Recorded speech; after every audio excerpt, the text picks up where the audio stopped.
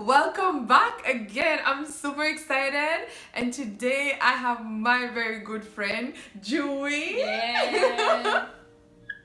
She came to join us, and I'm super excited. Oh my god, today we're gonna have an amazing day. She's gonna share her beautiful testimony, and we are just so excited that she could come and just lend us her testimony and just be able to bless us. So I hope every woman out there, you're gonna get blessed in Jesus' name. So we go to the same church, Gatekeepers. Gatekeepers. Yeah, and we've been friends now for what? A year and a half? Yeah. So a year and a half. A year and a half. And she's such a blessing, honestly, guys. This is one of the most amazing human beings you will ever meet on this planet. And it was just, one of those God friendships. God just pushed me. I just obeyed, and I met Joey. And I'm super excited she's here. So Joey, tell us about your testimony, about your journey with God, and Well, first of all, I'm the one that's super blessed to have her in my life. When I first met her, I didn't think we'd go this far in relationship, but just this bond has been so amazing. Although we've come from different countries, from different backgrounds, although we never met each other, I think just having Christ as the core of our relationship just somehow just made us connect with each other to such a level that it just transcended countries, race, boundaries, everything. And it's just that bond. It's like you know this person forever. It's like it's literally like a sister, and that's just, it's such a beautiful thing, and I'm so blessed to have her in my life. She's just brought so much encouragement and positivity and just the heart of God into everything. In every meeting, every time I meet her, I just see so much of Jesus just bubbling out of her. She has such a heart for God, like such a heart for Jesus, that it is amazing. I call her my fireball, my sunshine, because she's so bright. She exuberates that light of Christ, and I'm just so blessed and privileged and proud to be sitting here with her and doing this with her. I love you. I love you too, girl. And we didn't mention, we go to the same hangout. We call them hangout in our church. Today we're going to talk about your testimony and how God has been good to you. A bit of background about me. I grew up in a Roman Catholic family, so I've grown up as a Roman Catholic, and so fellowship and hangouts and all these things was a new term to me. I didn't know what fellowship was. We just had catechism where we'd go hang out with friends and in the name of studying the Bible, but we would just have a good time. So just like when I met the first believers, it was way back in India during my college days. And they were missionaries who had come down. And they invited us to their place, and that was when I had my first experience with the Holy Spirit and with God, and I didn't know what it was. I just closed my eyes when I was praying with them, and then they invited me to their house, and so I just went because I was dating my husband back then. I was dating him.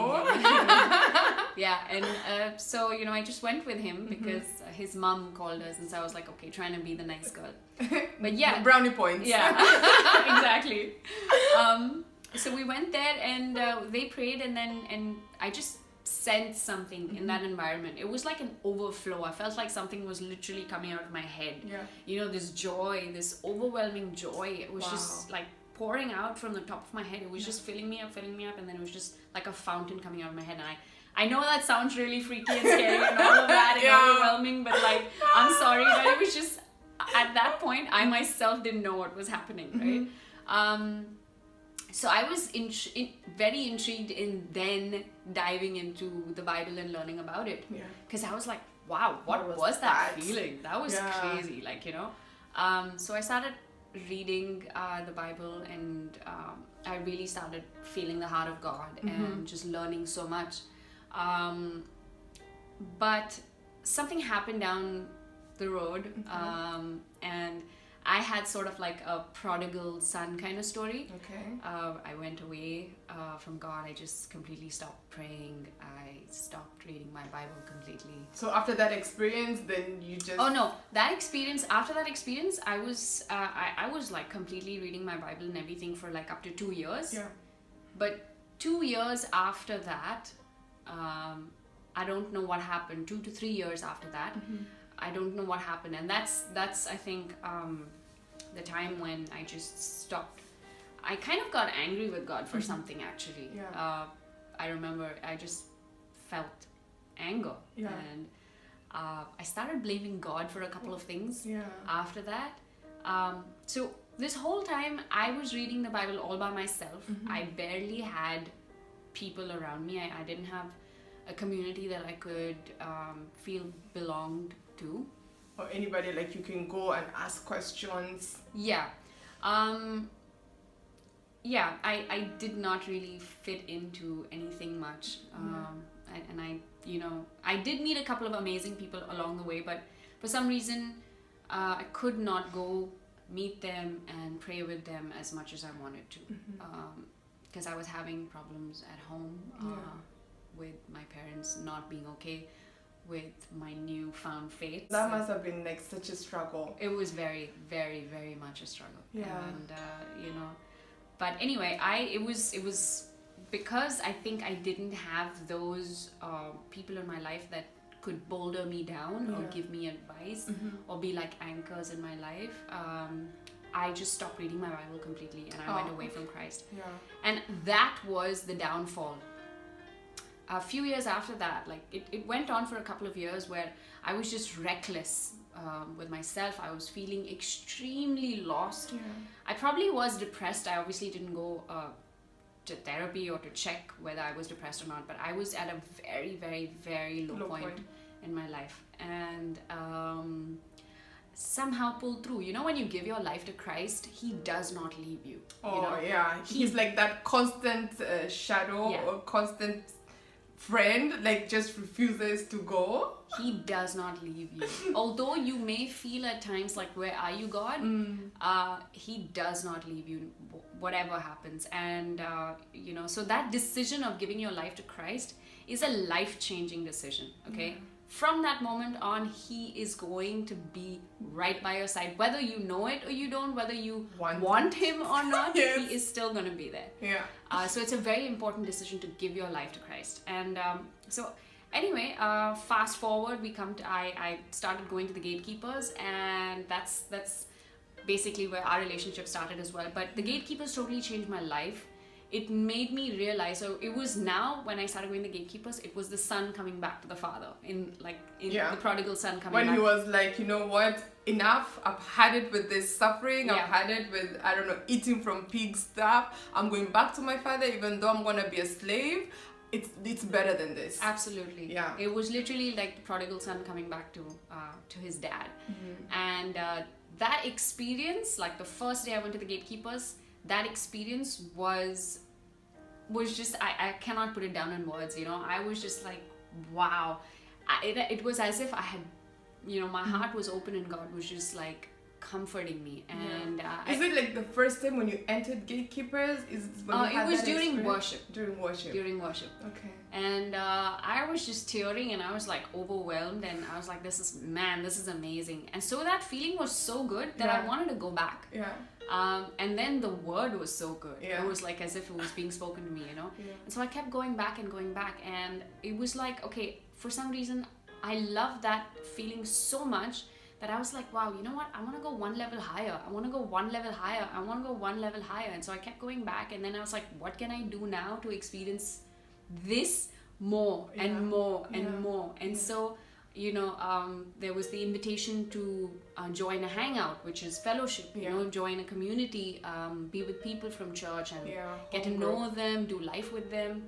Now, in my head, I was like, okay, look, if I have to get close to these church people, I have to start being a certain way. Yeah.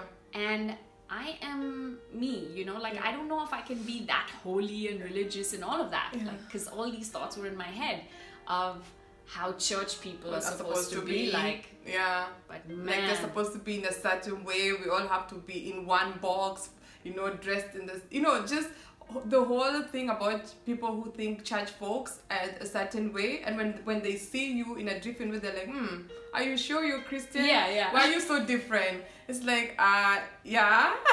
we're normal people.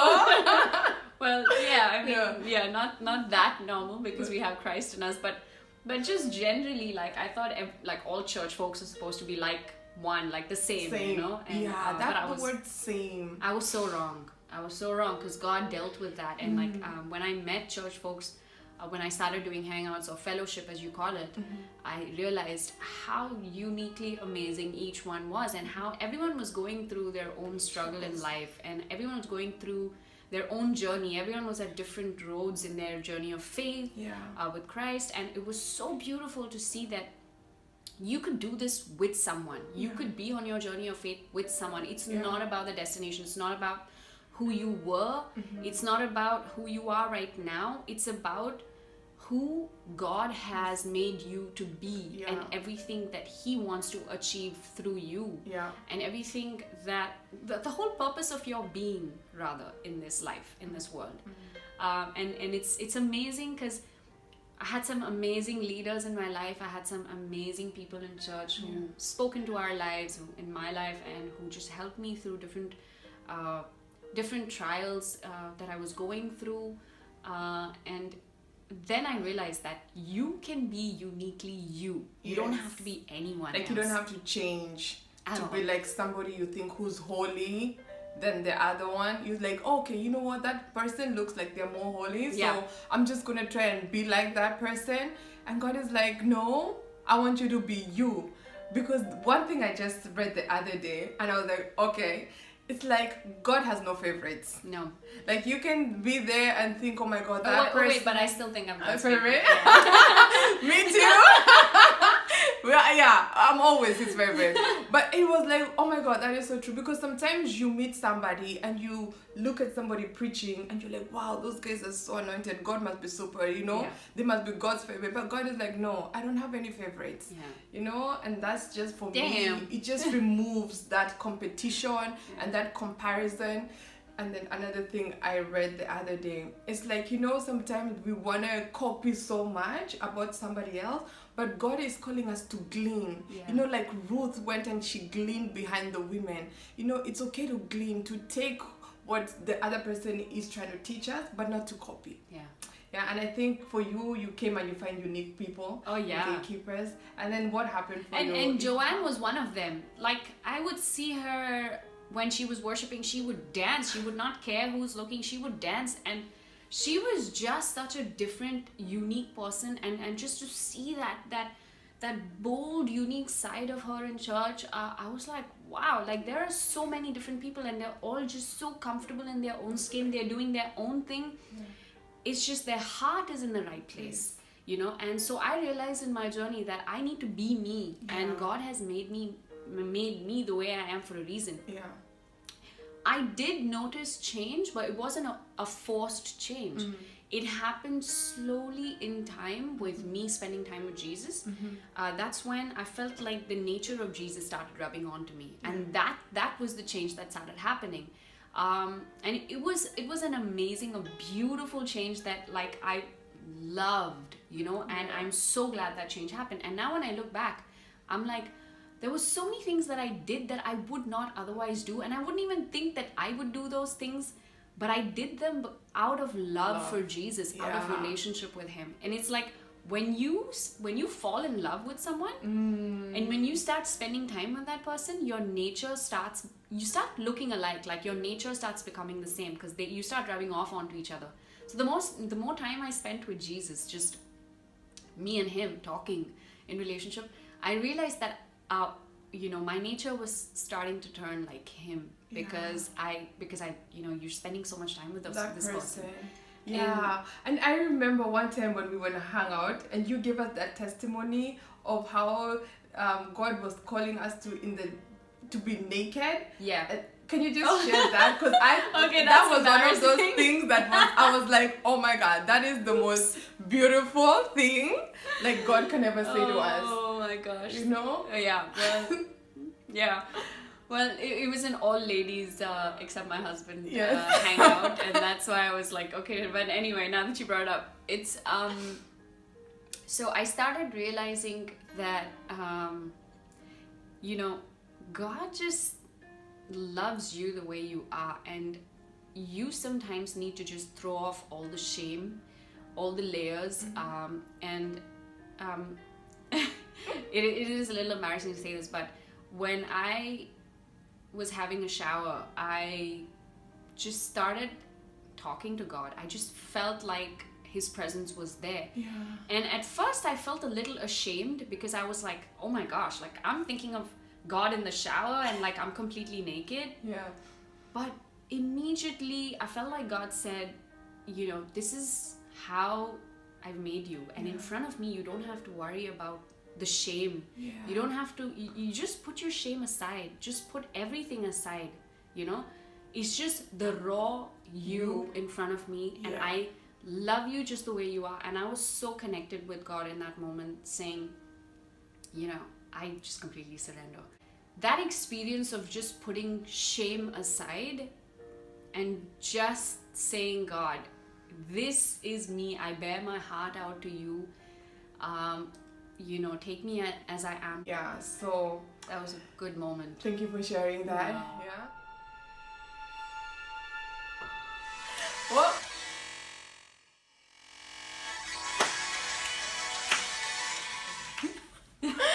all right, ladies, that was part 1 of the video. So if you want to watch part 2 of Jew's journey, please tune in. It's gonna launch pretty soon. Yeah. So it's an amazing testimony, and I hope you get to listen to the rest of her testimony and just continue being blessed. Yeah, So, watch it. part 2 coming your way. Part 2. So thank you. Bye. I hope you guys are loving my Kenyan vibe over here. I think it suits her though. I'm taking a piece of Kenya, Yeah. Joanne Kenya with me. Kenya, here you go.